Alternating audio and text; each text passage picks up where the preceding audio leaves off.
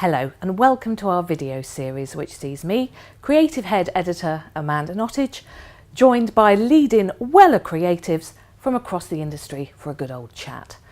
I'll be delving into their career paths, their inspirations, their workspaces and whatever else might pop up along the way.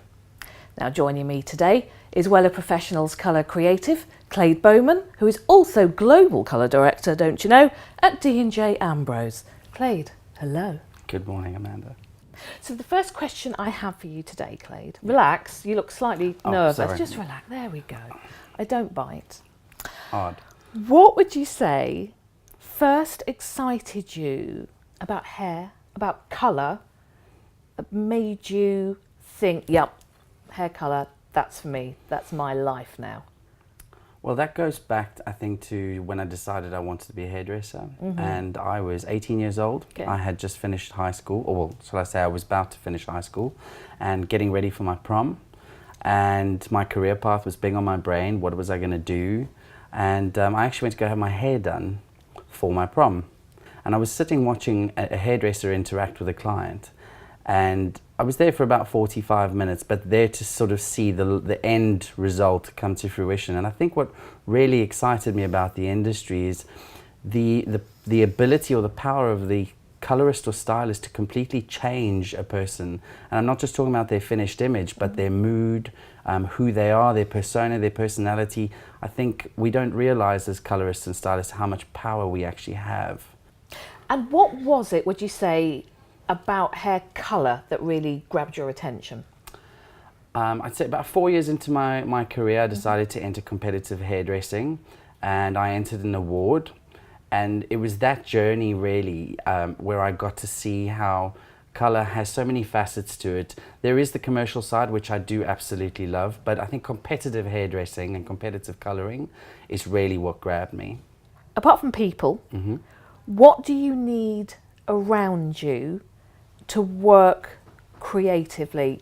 Tell me about the space, the references, places you might visit that gets your creative juices flowing. The space itself is something I need. I'm quite a cerebral person. I tend to take a lot of inspiration from literature. It's just about picking something up, flicking through it, and I might take something from it. 21st century means that I have the power to do that in my hand. So my mobile phone is probably, it's stuck to me, but for a different reason. Although I love social media and stuff like that, I'm always on Pinterest, I'm always looking at art galleries. I like to take reference from stuff outside of hairdressing. Fantastic. And make it relevant in hairdressing. Who would you say has been your greatest mentor in your career so far and why? I'm lucky enough to work with Darren Ambrose. Absolutely. I work with a living legend. I have to say my career path has been influenced by 3 or 4 people at various different stages of my career. When I went into hairdressing, like I said earlier, and I was young, I went through a blip. I suppose you hear people talking about a 7-year itch. I got mine 3 weeks into my career. Oh. Where I sat there and I was young and I didn't want to give up my Saturdays, and my boss at the time, a guy named Terence Janssen van Vieren from South Africa, he sat me down and he went, you really need to think about this because you've got natural talent. And he did something very clever. He took me to an awards, he paid for my ticket and we went to an awards ceremony. And he took the time to get to know me and to learn my hook. Okay. And took me to the award ceremony, and he knew that if I had something other than thinking about, oh my God, I'm going to be giving up my Saturdays, that I'd have more drive towards this thing because the natural knack and talent was there. So I'd say he was definitely my first greatest mentor. I'd say the second person would have to be Andrew Barton, and the reason I'd say that is because Andrew came over to South Africa and he did a show, and it was a really cool show, and he was really the reason I decided to leave South Africa. Oh wow. So I left South Africa, and as it would happen, I joined Saks, and shortly after I joined Saks, 2 days later, he left Saks. Clayde, what did you do? So, don't know. What did you do to upset him?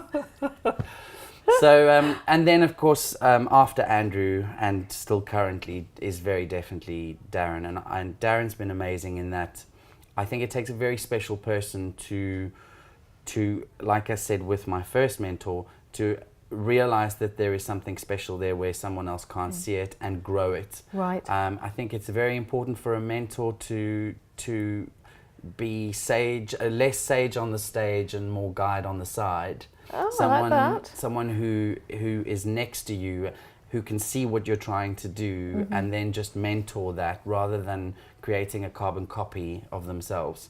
It's not without constructive criticism and sometimes going, you know what, that needs to be re-looked at and reworked. And those challenging parts, I think, is where, when you're a young creative and you're really starting to move up the ranks, it's really important to have someone who's not scared to tell you that you need to push yourself harder. Fantastic. Well, talking about young hairdressers, obviously so many salons in this country are struggling at the moment to attract school leavers and young talent into hairdressing. What would be your suggestion? We're looking at doing something. So we've actually got quite a lot of clients who are teachers.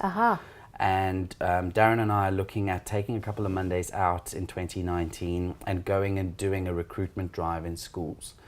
The reason why is I find that we are actually fighting against people like teachers who are maybe letting the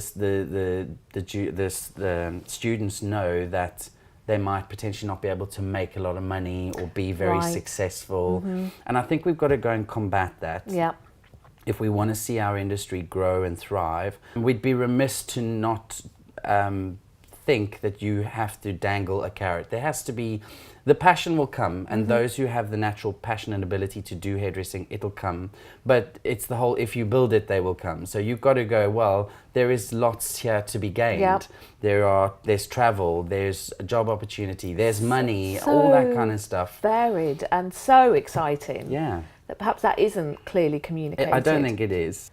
You learn fast that there's a lot more it's hard to work it. as well, yes. It's hard work as well, but there is a very, very beautiful side of our industry. Absolutely.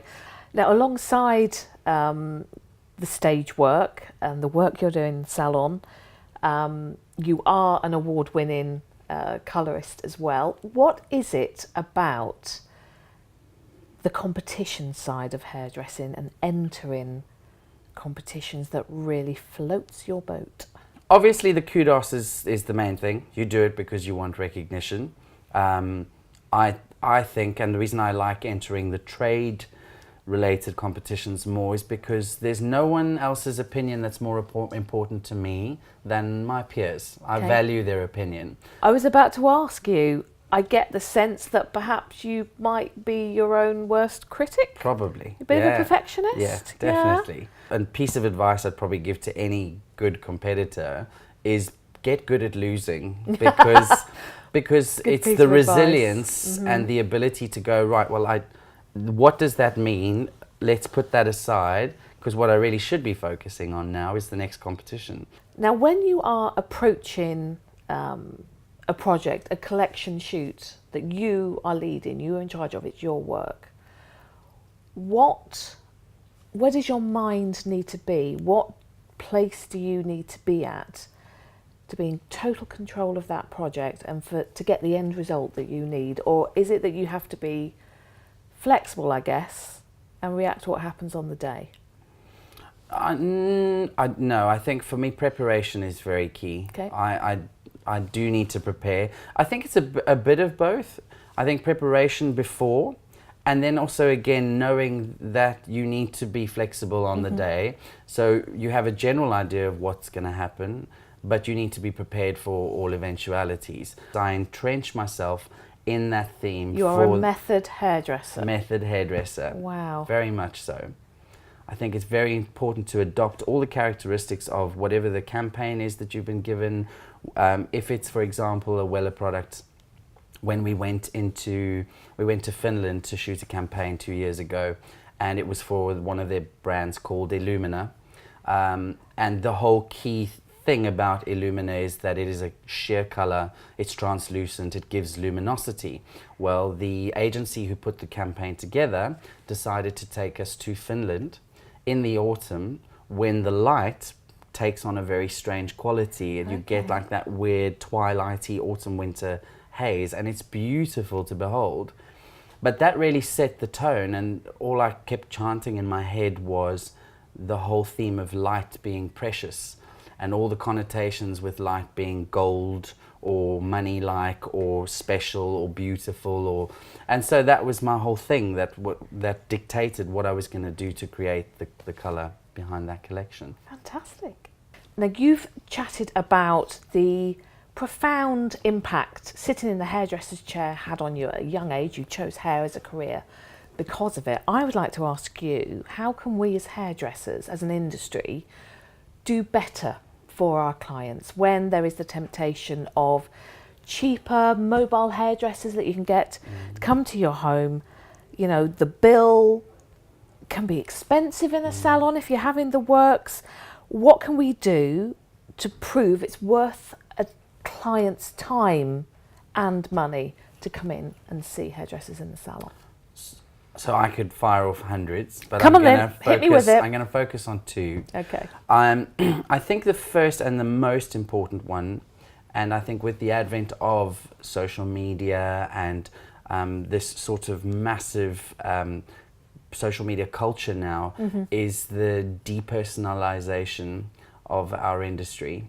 I think more than ever, people are failing to actually sit down and really treat their customer like, first and foremostly, like a human being, Right. not necessarily a customer. So I think it's important to speak to them and find out what their needs are. It's things like, oh, you've got a baby, focusing on maintenance, really, you know, things like that. What does that mean to you? How often are you going to come? Talking to them about what they need to have done in the future, how that kind of stuff. I think consultation and really focusing on the human, not just the hair, is really important. The other thing I think is really important is something that I'm calling intuitive hair coloring. Okay.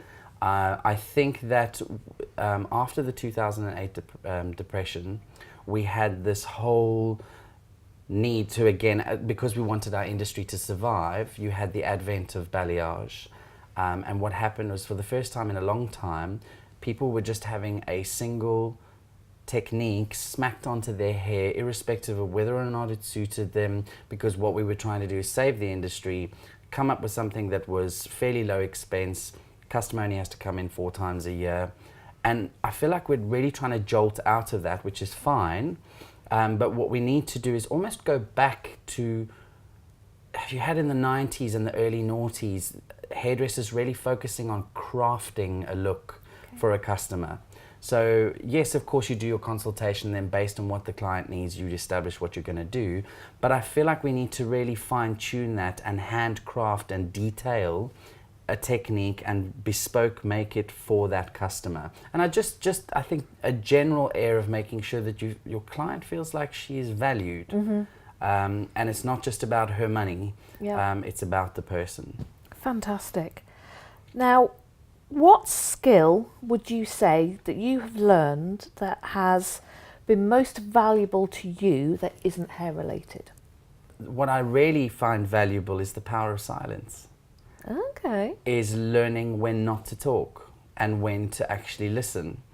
My mum once said to me, "You've got 2 ears and 1 mouth. You should be listening twice as much as you should be speaking." Wise words. Which I find quite fascinating. I didn't quite catch the hint for a long time, but when you get it, it is actually quite profound, because how that eventually relates then to hairdressing is for things like, if you go into consultation, your customer will naturally arm you with enough ammo to make sure you can make lots of money. If you sit down and listen to her and you say, "Tell me about your hair," and she goes, "Well, it's dry, my roots are coming through, it's a bit damaged, it's a bit flat," you're kind of going, well, there's volume mousse, there's root tint, there's treatment there. And I think part of that whole learning to keep quiet is also then learning to assess or pick up when opportunity is right in front of you. What excites you about colour in 2019? I think what I love the most about where we are now and where it's going is just that the colour houses have given us so much in terms of diverse portfolio. So what excites me is just the level of bespoke colour that you can create. It's really about making it prescription based, because I think that's what's going to get and retain customers in the salon. Brilliant. You've achieved so much. Is there anything, or there must be, what is still on your bucket list? Bucket list for hairdressing? Yes. Well, Creative Head Most Wanted Award. That's on there. Gonna have to tick that box. I think I'd really love to explore some session colour. Okay. I'd love to get involved with people like Gary Gill, or very definitely keep it at home and with Darren and I explore session colouring. You know, you've got session stylists going berserk at the moment, but there is only a very small handful of session colourists. I'd love to get into that. Okay. Well, Clayde Baumann, I'd like to say an enormous thank you for joining me on the sofa today. Thank you and very for being much your lovely self. Thank you. Thank you very much for having me.